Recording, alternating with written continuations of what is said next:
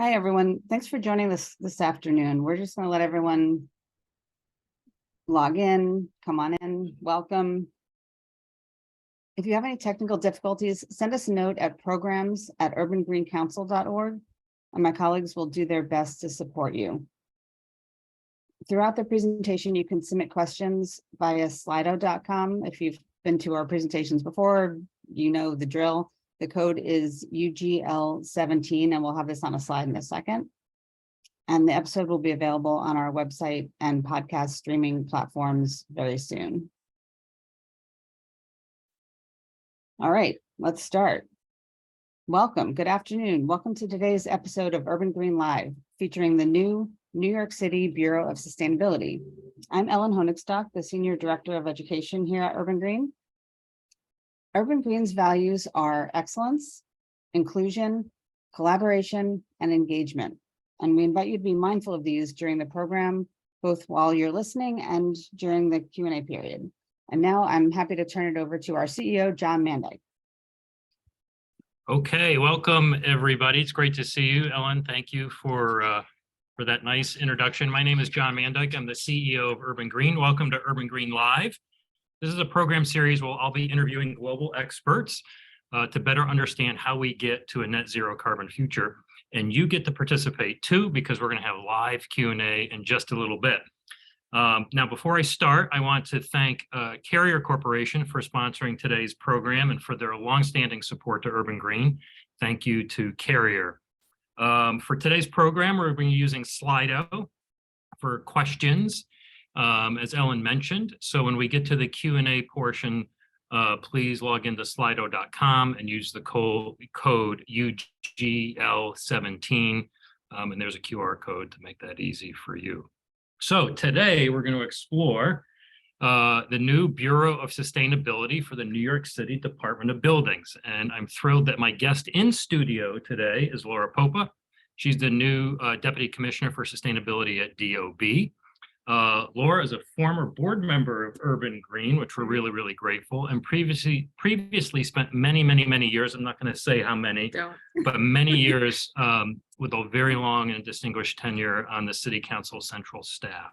So Laura, welcome to Urban Green Live. We're thrilled that you're with us here. Thank you so much for having me. I love the space. It's great to be back. I'm really thrilled. Thank you. This is great. So let's get right into it, Laura. Okay. Tell us about the new Bureau of Sustainability. What's it all about? Yeah, so this is the first dedicated bureau at the Department of Buildings, just focused on sustainability issues. Our charge is to spearhead all climate, energy efficiency, and sustainability initiatives at the Department of Buildings. And it supplements the already awesome team in place at DOB working on these issues.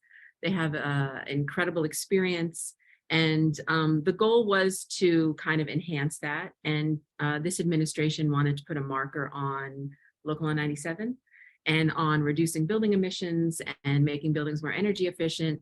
And so they established this bureau. I'm honored to be the Deputy Commissioner in charge of it. We have a lot of work ahead of us to do, and it's really an exciting time, I think, in the administration to be working on climate change. I bet. So yeah, you have a lot of work ahead, as you mentioned. I can only imagine. What are some of your biggest challenges that you need to tackle? I mean, it's really Local Law 97 is Local Law 97 is the biggest challenge that comes to mind. It's about implementing the law. It's about figuring out what the council left to the DOB to figure out. So there is a lot in the law that DOB has to make rules on and determine, and we are still in that process.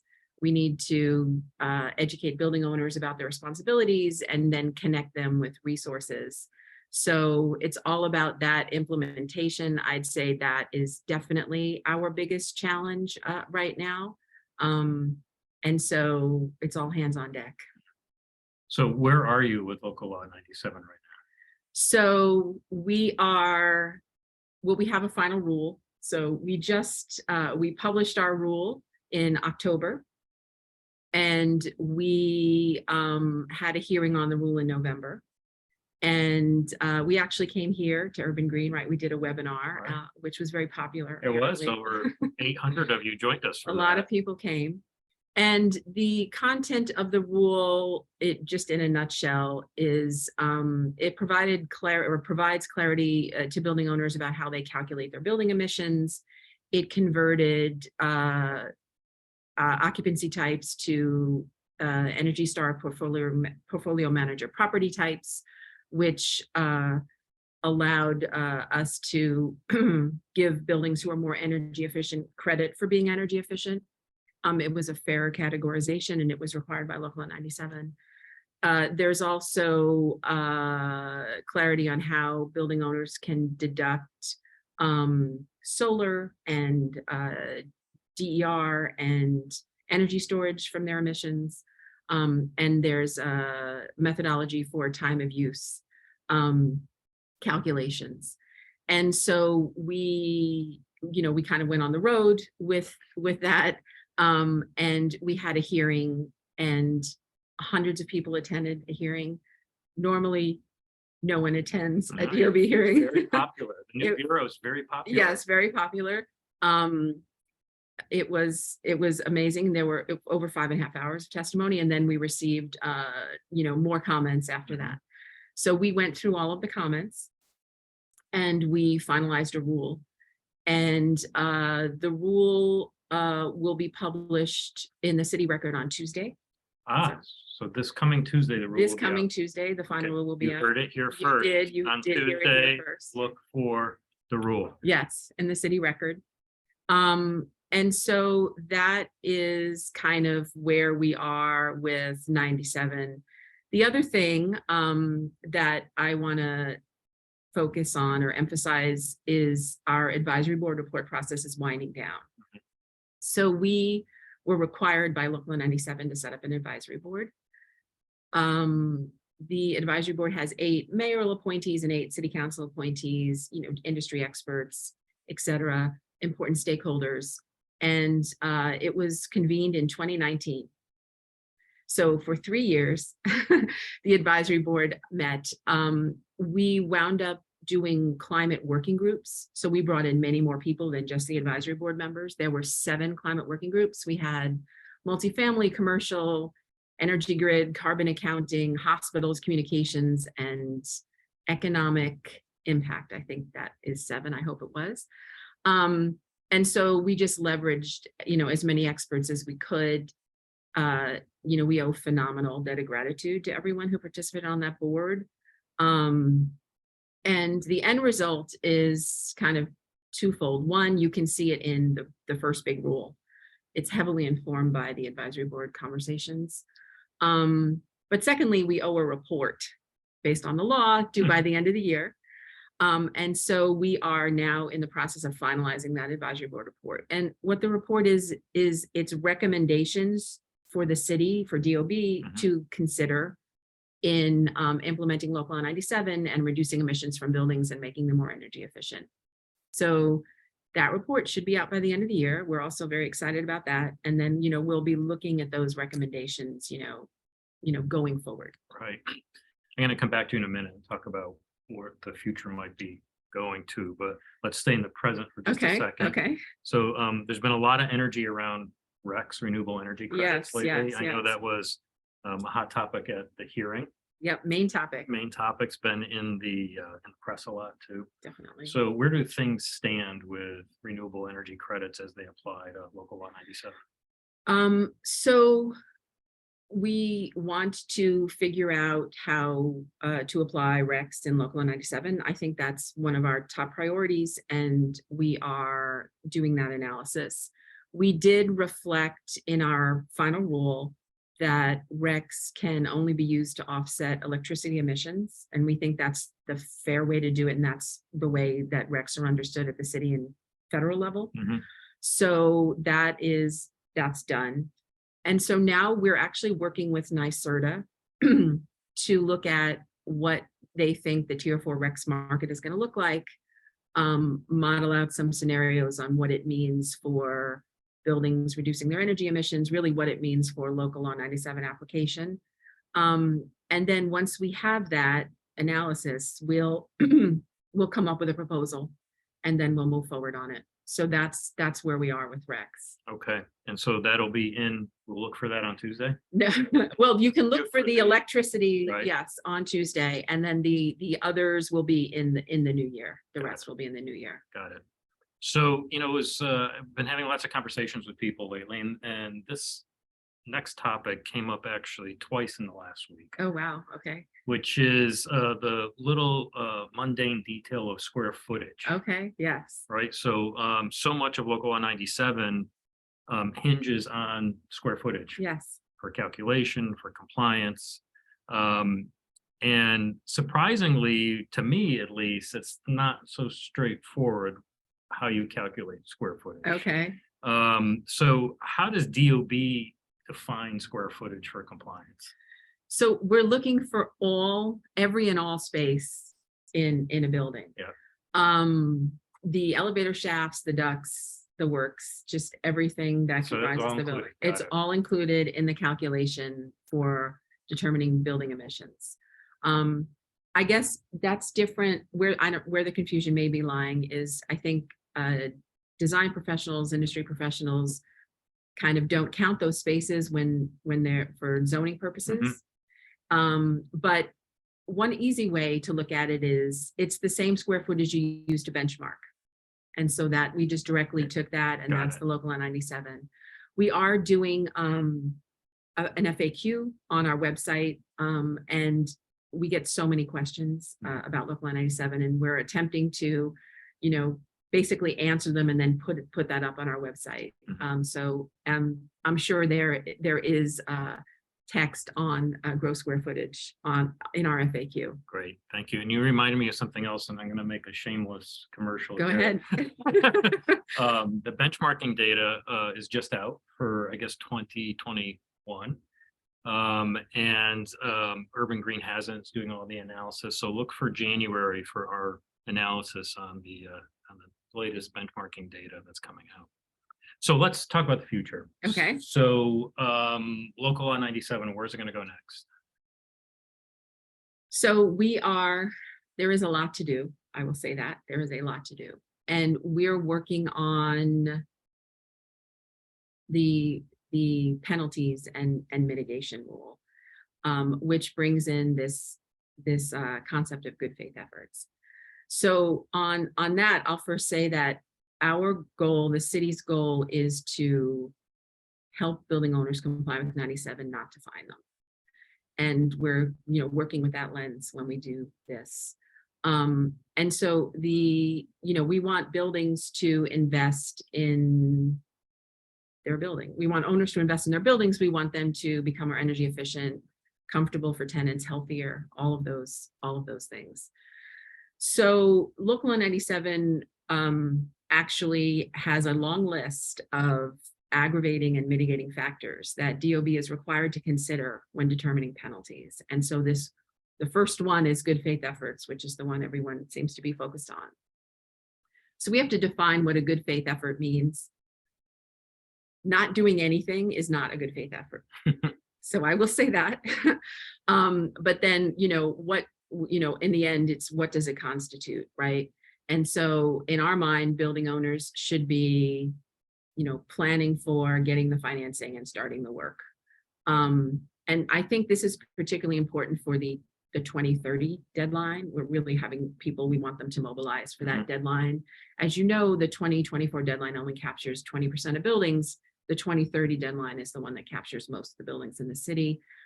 And we want people to do the work now, to comply now, and not worry later or be caught up at the end of the deadline. Also, obviously, this work takes time. Financing takes time. You can't just try to do it in the last few months. That's never going to work. We're going to talk about that too. Oh, we're going to talk about that too. Yeah. Yeah, that's never going to work.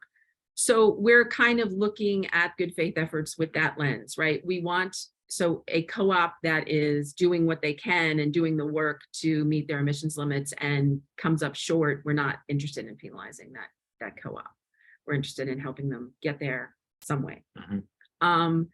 I will say there are other factors. So part of this mitigation rule and the penalties rule isn't just about good faith efforts. There are other things we have to define. So one of them is, what's an unexpected or unforeseen event in the law? We're supposed to be looking at that. So, that could be, I'm making this up, there are no heat pumps available for 3 years, right? So how does that play into, how you're complying? There's absolutely no workforce available. There's financial, I forget the exact language, but but basically, how can a building if a building can access financing? That's a tough one. So we actually have to kind of draft rules around that. There's one about facilities critical to health and safety, which is obviously our hospitals. And so there's rules around that. So this is kind of all encompassed in our aggravating mitigating factors rule and our penalty rule. Again, just to emphasize, we want buildings to do the work. We want to reduce the emissions. We're not interested, in having, a hard look at, just doing penalties. That's not helping anyone. It's certainly not reducing emissions. I'm not going to pin you down, but okay, I'll pin you down. All right. Do you have a time frame for when you're thinking about releasing that next batch of rules or rule? We're working on it now. We've been working on it. It'll be sometime, obviously, in the new year. Right. I think it's safe to say it'll be in the first half of the new year. I think that's safe to say. That's good enough. First half. Yeah, and that's what we're looking for. But obviously, now with the first rule that's being published, owners have clarity on what their obligations are, Right. and people should not be waiting to see what the penalties Right. are to be doing the work. In the bucket of what's coming next, what's DOB's thinking on the 10% offset? Is that coming in another proposed rule, and when will that start to get? So that is not a priority right now. That's not the priority right now. Obviously, we still have to do it, and it's important. The offset market is nascent. The restrictions in the law are significant on what it could even be. And so that's the type, and we have a lot of these bucket things where you have to do more study and analysis before you can come up with what it is. The advisory board didn't come up with, anything for it. And so, anything specific, there was some discussion. And so that's just another item that we still have to cross off our list. Yeah, the up to 10%. Right. Okay. You hinted at market readiness or lack of readiness, or what that could be. How is DOB assessing market readiness right now? Well, so yeah, there are a number of factors, obviously, that constitute market readiness. It's the equipment availability. It's the workforce availability, and I have to say workforce availability has always been a key point in discussion when we do sustainability laws. So back in the day, which was in the 08-09, a really long time ago, we did the Greater Greener package, and one of the bills was the audit retro commissioning bill, only at that 50,000 square feet or more. And I remember there being so much conversation around, we don't have enough people around to do audits type of conversation, and benchmarking as well. And I think that, sustainability mandates drive a market, and for sure, Local Law 97 is driving a market. And so we're kind of keeping an eye out. We have our ear to the ground. We're, people coming to us with information about availability. Part of it is we wait and see how the market is moving. I think the other thing about market readiness, though, is related to financial available financing. And so buildings have to be able to get that money. There has to be that financial product on the market for buildings, right, to borrow. So we have PACE, C-PACE, commercial PACE, which is great and finally up and moving, but it's limited, as we all know. And so we're working with our partners in the city to bring other financial products to the city that are for multifamily, and also that that don't have such a a high limitation. And what I mean by that is CPACE, lenders want, $1,500,000 maybe loan. And a lot of buildings are absolutely not going to need that big of a loan. And so we want smaller loans to be available to building owners. So I think that's also part of market readiness, making sure the financing is there. Got it. The next question is also a follow-on to what you mentioned earlier is, what happens if everybody waits till the last minute, particularly as we get to 2030? Yeah. I mean, are you thinking through that scenario, and particularly like a simple thing like an overwhelming flood of permits at DOB? So, time is not your friend on this, like Right. earlier is better, but how are you seeing things? Are there contingency plans, or are there ways to avoid that? Don't wait to the last minute. We are really focusing our efforts on mobilizing for 2030 right now.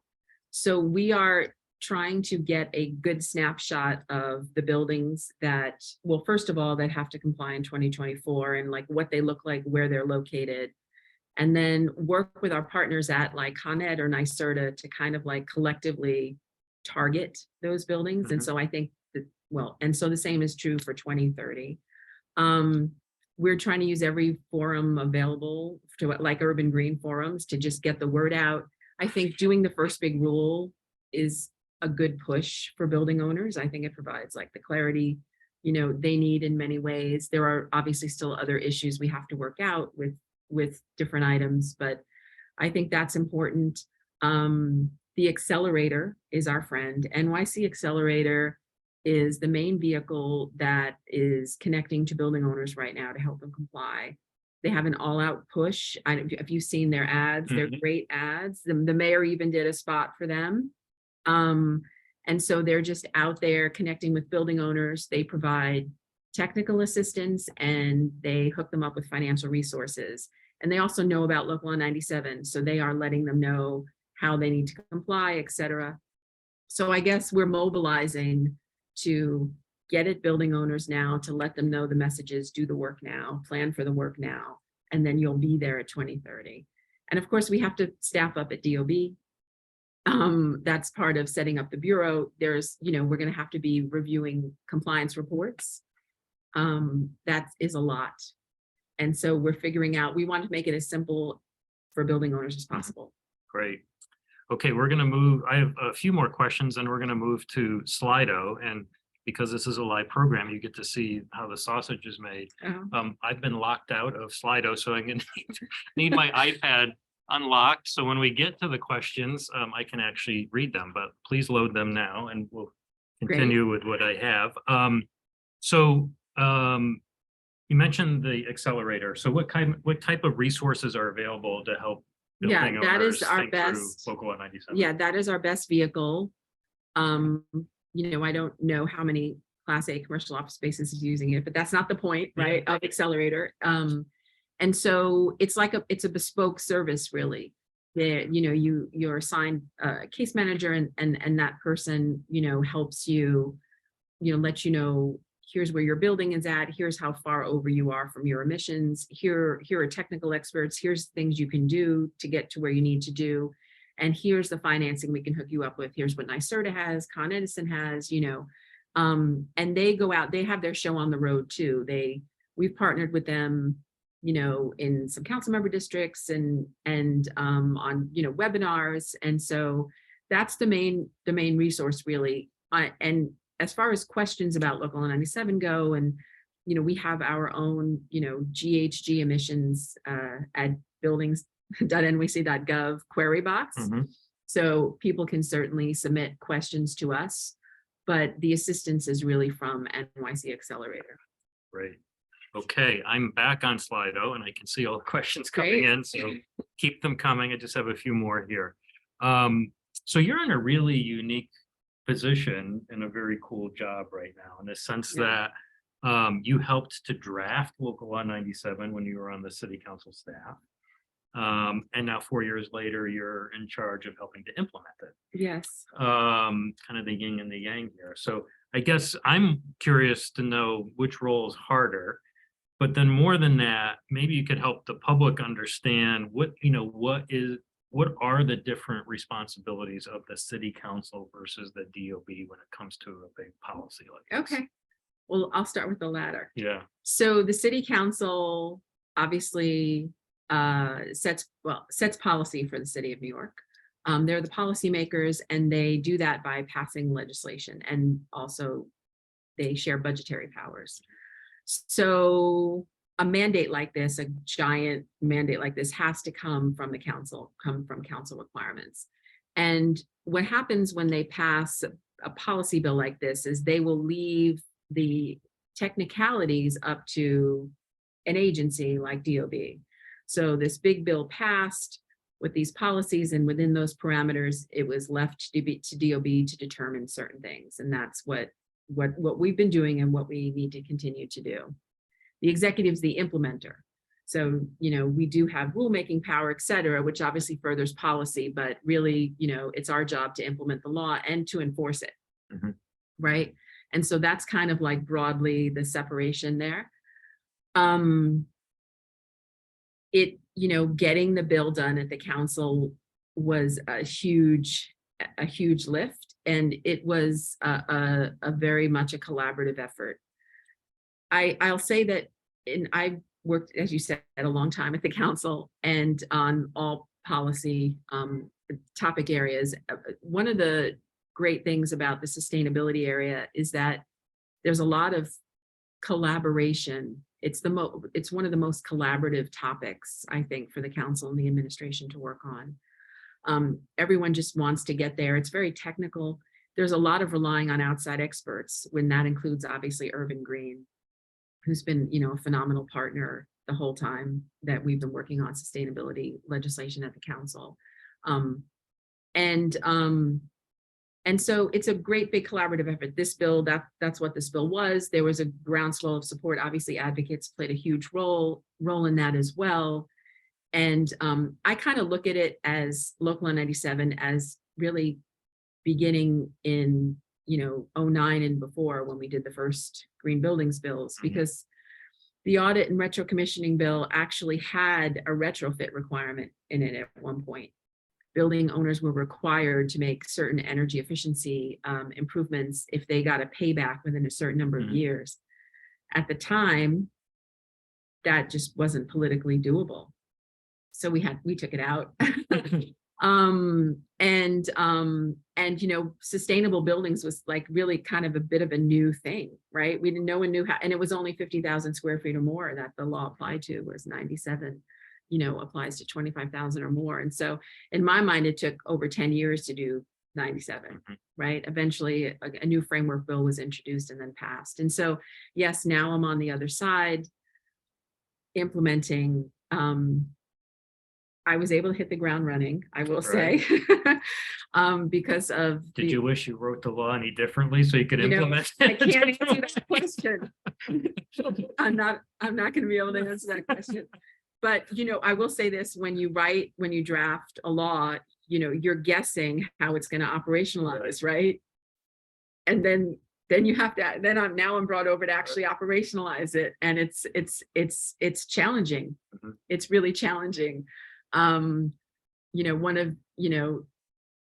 may be that we'll be making recommendations at a certain point, to do certain things, with the law, but it's a great opportunity. It's a great opportunity to be on the other side to implement it. And, it's really, it's a lot of work, and I'm really excited to be doing it. Yeah. Great. Okay. I'm going to wrap up with two questions that we're going to depart Local Law 97 for a second. I'm sure we'll come back to it with the audience questions. Let's talk about energy code. Okay.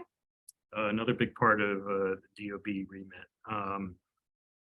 Where and when can we expect the new energy code? When's it coming? What should we be looking for? Okay, so we're required to adopt NYSERDA's stretch energy code. That's, I think, Local Law 32 of 2018.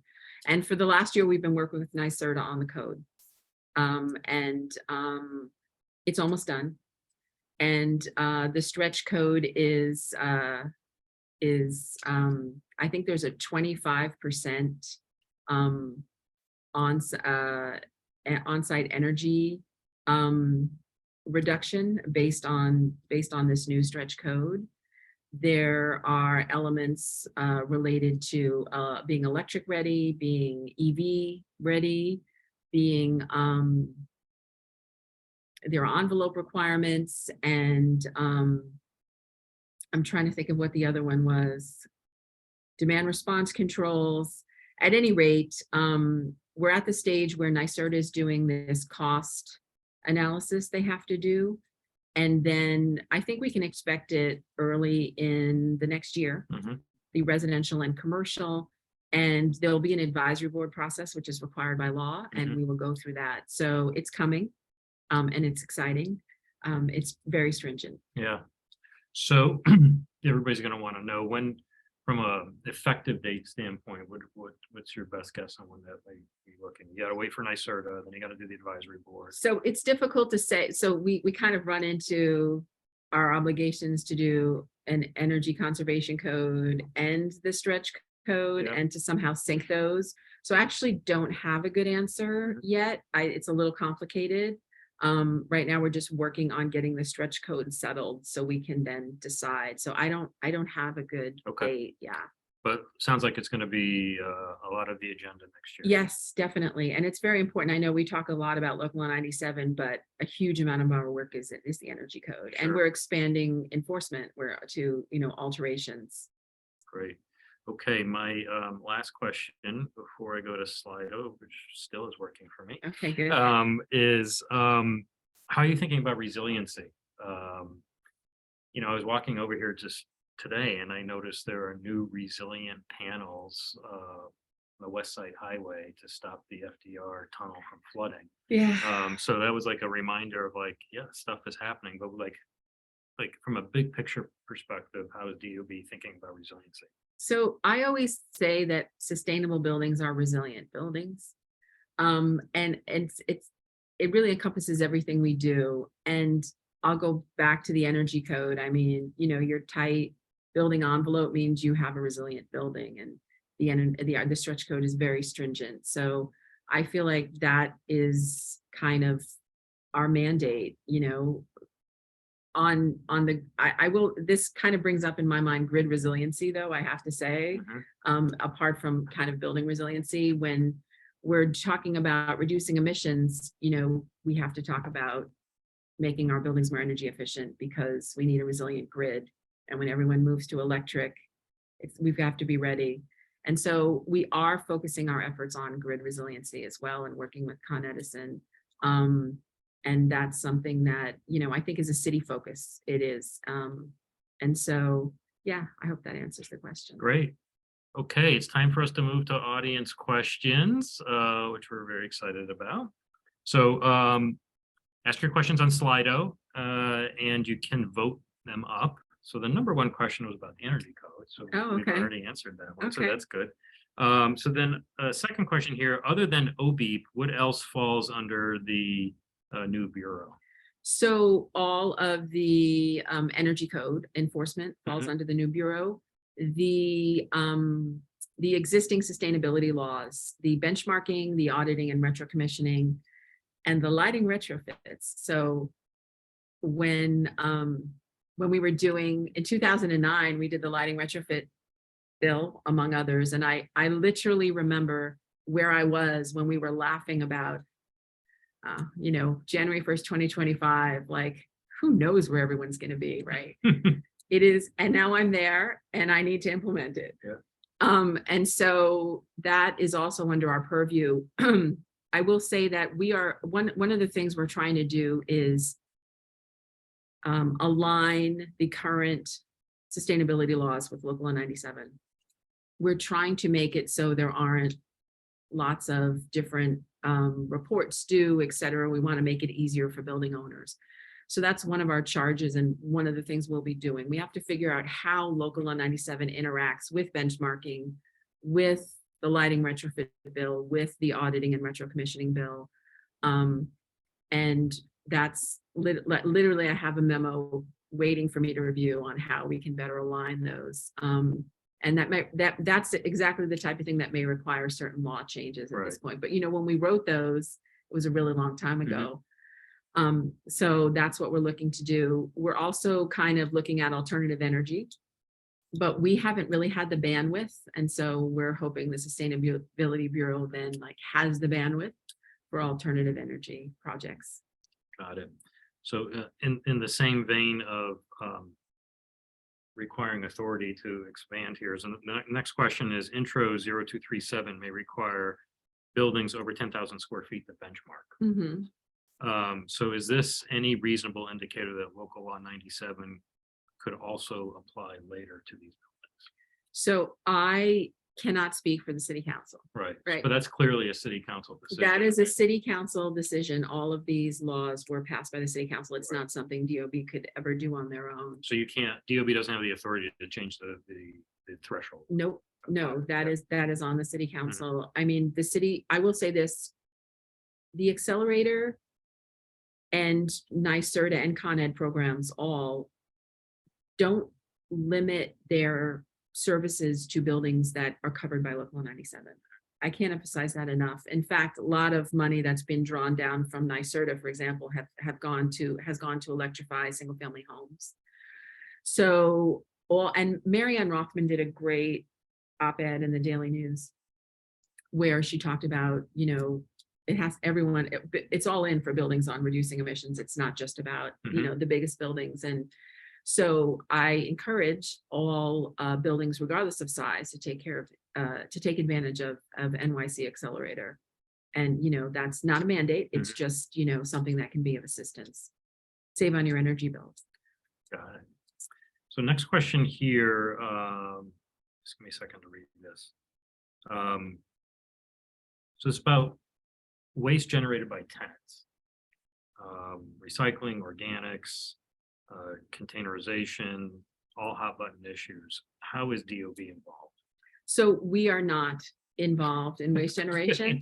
No, we're not involved in waste, but obviously, I'll speak more broadly about, Plan YC or our long-term city sustainability plans, have addressed waste.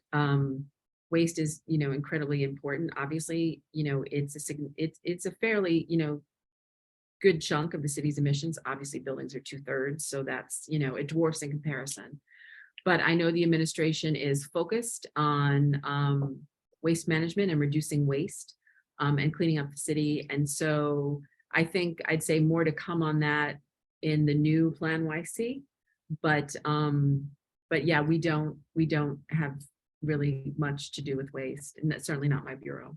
Got it. Next question is a good differentiating question here. Is the discussion about RECs different from the 10% discussion? Yes. So RECs are the renewable energy credits, and the law ensures that it's about renewable energy that's delivered into Zone J, which sinks into Zone J, which is like what feeds into New York City. An offset is different from a REC, and that's also why, by the way, RECs only apply to electricity. An offset is just a separate item that has nothing to do with potentially New York City, which is part of what makes it controversial. And I'm making this up. It could be planting trees somewhere, but again, I'm just making that up. And there's not a lot of clear definition around what an offset is. Unlike a REC, which now the RECs market is already thriving in New York State, sorry. So that's the difference. The law provides for up to 10% potentially in offsets, and the law doesn't currently limit RECs. We have to finish figuring out both, but we're certainly much further along figuring out RECs. Okay. Here's a professional question. I perform strategic decarbonization assessments for clients. I'm an engineer, but not a PE or an architect. Is there a path that I can become qualified to be an authorized building representative and submit reports to the DOB? Maybe you know that, maybe you don't. I don't, but I'll take that question back. Can we make sure that please, I'll take that back and get back to that individual. Okay, great. Next question. Any update on carbon trading rules? There is no update on carbon trading rules. The city did a report. Mhm. The report was made public and issued. And there is nothing right now that DOB is working on related to carbon trading. Okay. Next question, will there be a minimum amount of space or type percent of total gross square footage to break out different space types? For example, I have a data center in my building, but it's only 2% of the square footage. Can we include that area with a larger office space? So I guess it's a question of mixed use spaces. I think that's pretty well defined. Yeah, How you calculate that in the law, but I will have, like, someone can speak to this individual Yeah. and take them through that. So Yeah. that'll be something else I'll take back for the technical people. Got it. Time of use credits. Is there any information on energy consumptions and penalties or credits? I understand that battery storage technology reduces CO2 emissions by curbing peak demand. So maybe just total, your thoughts on time of use. and- So time of use is important because it supports energy efficient operations, Mhm. right? And we are trying to make the ability to calculate time of use simpler. That requires working with the state and NICE and then NYSO to get that done. So I'll say on that, it's a very important, and what we want more than just sophisticated buildings to be able to use that. And even those buildings, I'm sure, want, something easier. So on the energy storage, we do in our first rule have deductions from emissions for energy storage in certain cases, that solar and DER. And so I would encourage the individual to look at our rule, and if they have further questions, to email us. Right. So there's this interesting dynamic in the sense we talked about the council and administration, Yes. council DOB dynamic. Of course, there's also a state overlay Absolutely. dynamic, right? So this questions about that is, what aspects of the CLCPA plan are a primary interest in DOB? So what are you looking for next at the state level?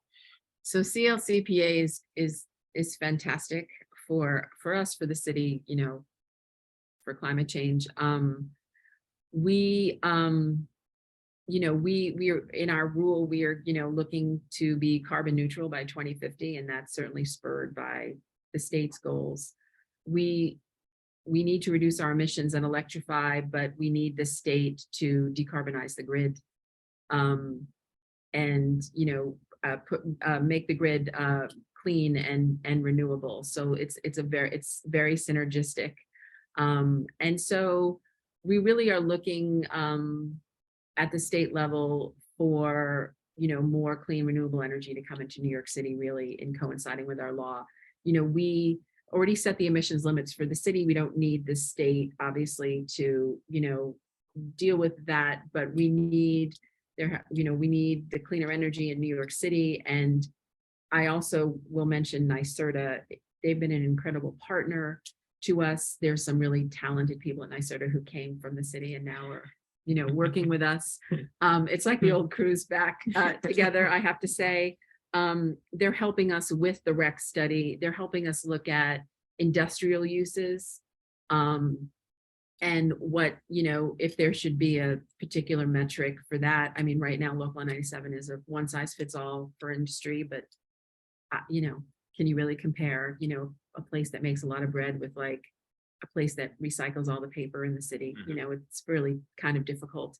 So we're working with them on what that might look like. We're working with them on a possible energy efficiency metric to overlay over the carbon metric. This is something the law asks us to look at, and so they're our partner with that. So I guess what I really want to say is the state is just a great collaborator with us here, and in particular NYSERDA.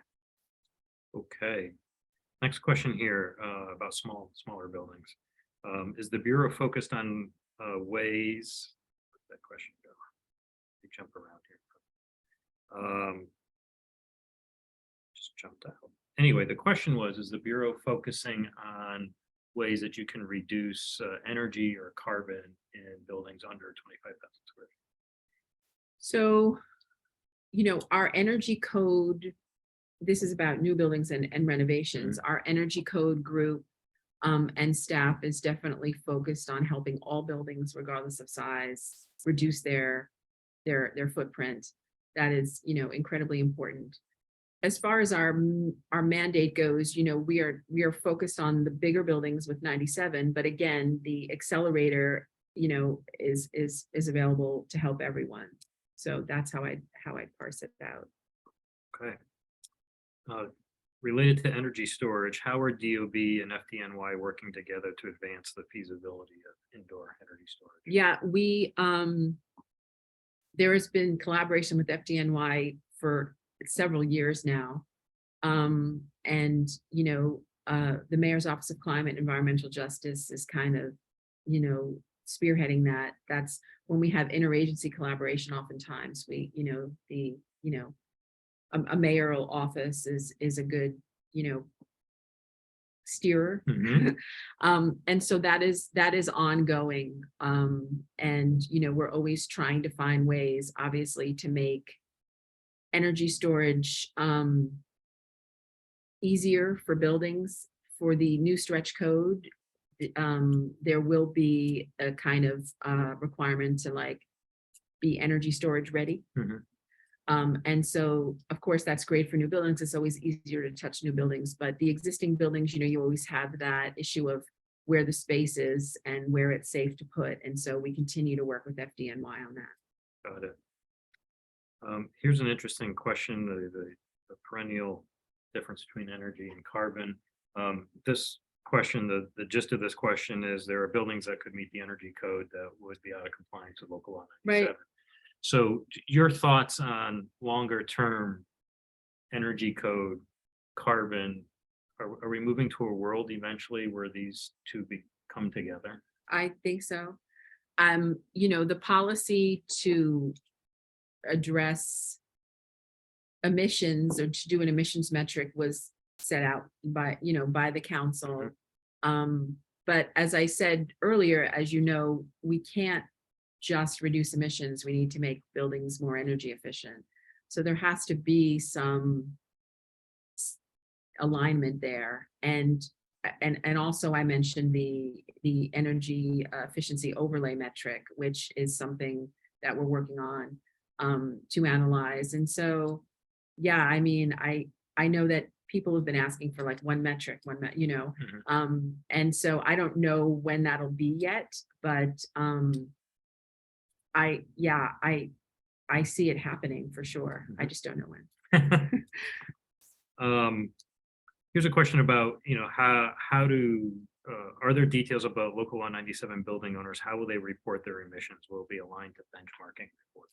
Right, so that's what we're trying to work on. We're trying to work on a system where it's easy. In an ideal world, there'll be one report. I'm not saying there's going to be, but I'm just saying where 97 benchmarking, lighting, auditing, retro commissioning is done. Now there's always caveats to that. The auditing bill doesn't apply to buildings 25 to 50,000 square feet. So for instance, right? And benchmarking data is obviously incredibly important. Also in 97, you have to remember that it applies differently to different building types. So certain, what I'll just call affordable housing, doesn't have to do a yearly report for 97. But we certainly still need benchmarking data from those groups. So we have to, based on what applies, what building type applies to 97 and the application of all the other sustainability laws, determine what's the easiest way. That's our goal. What's the easiest way for building owners? Got it. Here's a question from Dick Lee. Dick is a former Urban Green staff alum in our research. Oh, I know. group. Yes. Yeah. Dick's question is on RECs for electrical use. A case can be made that due to New York State's aggressive plans for carbon-free power, the purchase of RECs over this period will not result in yet more greenhouse gas emissions. You mean emissions reduction? Emissions reductions, I'm sorry, while building improvements would. So his question is this part of your discussion with NYC? Yes. Yeah, understanding the RECs market is part of our discussion.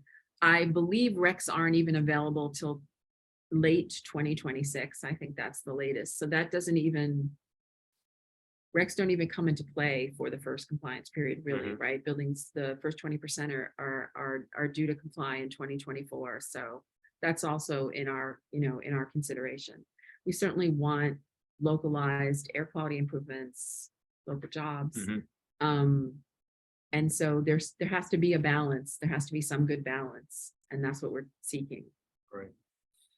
Next question here is on resiliency. I'm going to reframe it a little bit, but basically, is the department or the city thinking through a process like, do we need to update our resiliency codes, or what's the process of thinking through future resiliency codes? So I think the city, and this is a broader kind of, I'll call it a broader Plan NYC issue, is looking at, their own capital planning and, how we build all of the infrastructure in the city. And, with a view towards ensuring that it's all about resiliency and sustainability. So that is a primary goal for the city. More to come on that. I guess I think that person might be saying, are you going to go look through the codes, for more, more ways to make it, make buildings resilient?